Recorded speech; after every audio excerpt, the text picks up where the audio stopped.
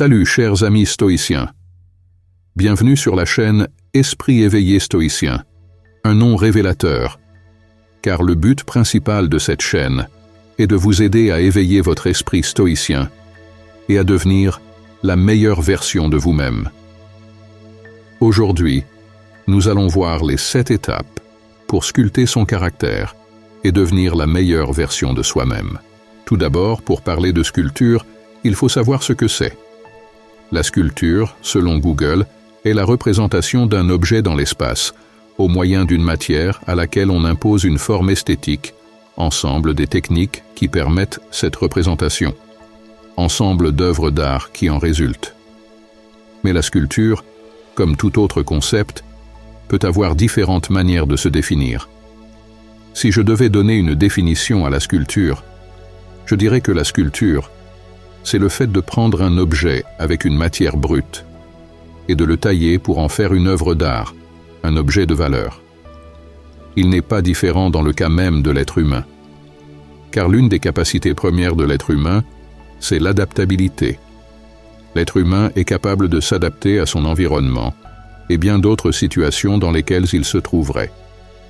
Si vous avez cliqué sur cette vidéo, c'est que vous avez conscience qu'il vous faut devenir meilleur, devenir la meilleure version de vous-même pour atteindre les objectifs que vous vous êtes fixés dans la vie. Une vie sans objectif est comme un bateau sans gouvernail qui se laisse emporter par le vent. Mais quel vent? Celui de la motivation ou de la réussite? Non, c'est celui du désespoir et de l'amertume. Car il y a de la souffrance dans le fait de se sentir piégé et de se sentir impuissant face aux obstacles qui se tiennent sur le chemin de nos rêves et de leur réalisation. Voici 7 étapes cruciales pour sculpter son caractère et devenir la meilleure version de soi-même, car c'est le premier pas vers la force qu'on veut obtenir pour se passer de cette faiblesse. Étape numéro 1.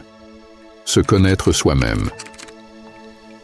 Comme disait Socrate, l'un des plus grands philosophes de l'histoire de l'humanité, « Connais-toi toi-même ».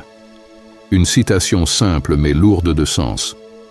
Car, dans la vie, personne ne saurait prétendre à de grandes choses si elle ne se connaît pas vraiment. La connaissance de soi nous permet de mieux appréhender toutes les situations qui se tiennent devant nous. Pour une bonne connaissance de soi, il nous faut faire en premier lieu une introspection. L'introspection. Dans la vie quotidienne, quel que soit le désir ardent qu'on peut ressentir pour quelque chose, si on n'est pas capable de se connaître d'abord, on ne pourra jamais atteindre ce que nous nous étions fixés comme objectif, ce qui a le don de nous faire ressentir une impuissance qui peut causer des problèmes physiques, des problèmes mentaux et même des problèmes de santé.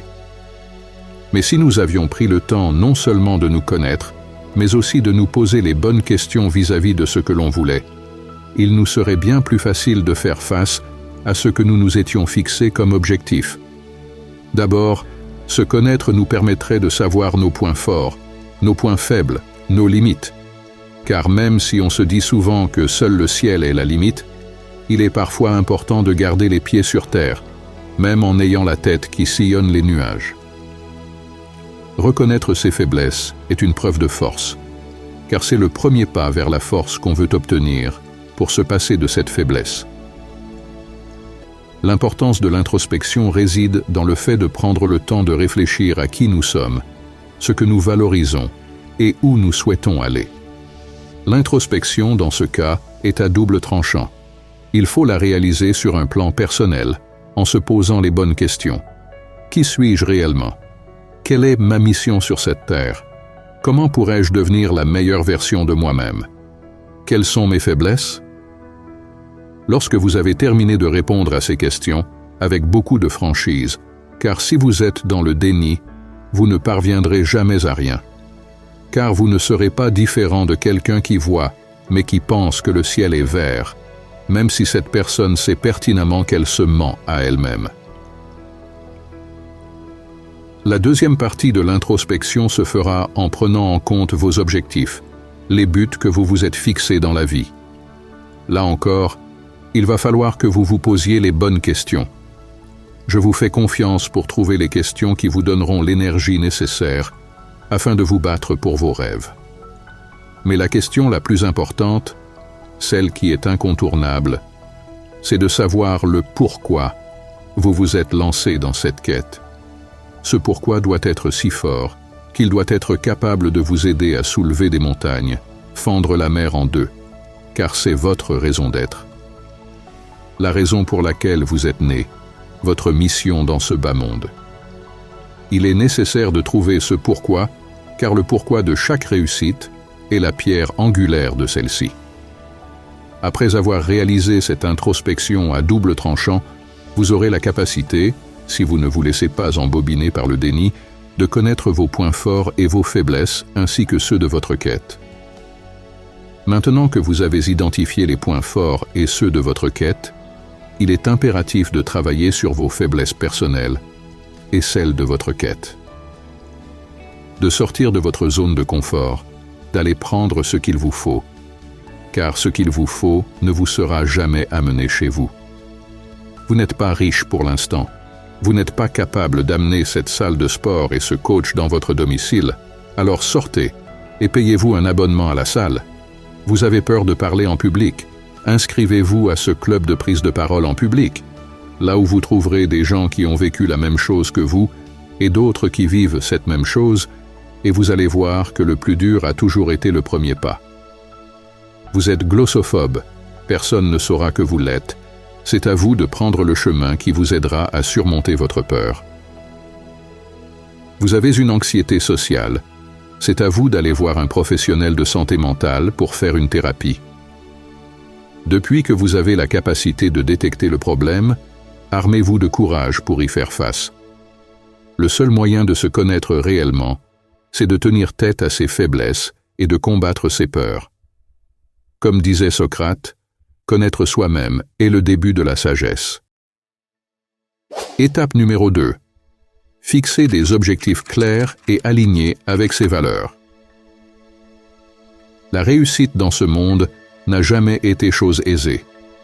Les personnes qui réussissent dans la vie ont toujours été les plus assidues, disciplinées, travailleuses acharnées et perfectionnistes. Ce sont quelques-unes des qualités qui les motivent à se lever chaque matin et à avancer dans leurs projets. Pour réussir dans la vie, il nous faut des objectifs clairs qui correspondent à notre vision de la meilleure version de nous-mêmes. L'importance de formuler ces objectifs de manière précise réside dans la capacité à concentrer nos efforts là où il le faut, au moment où il le faut. Il est aussi essentiel de chérir des valeurs morales qui nous soutiendront dans cette quête. Quand je parle de valeurs morales, il ne s'agit pas simplement de feindre une vie remplie de bonnes valeurs, car la réussite est comme la construction d'un édifice. Si les bases ne sont pas solides, tout finira par s'écrouler un jour, si les fondations de cette réussite n'étaient pas stables. Il est donc important d'être honnête avec soi-même pour ne pas se retrouver piégé par sa propre malhonnêteté. Marc Aurèle soulignait l'importance d'agir en alignement avec ses principes pour trouver la paix intérieure.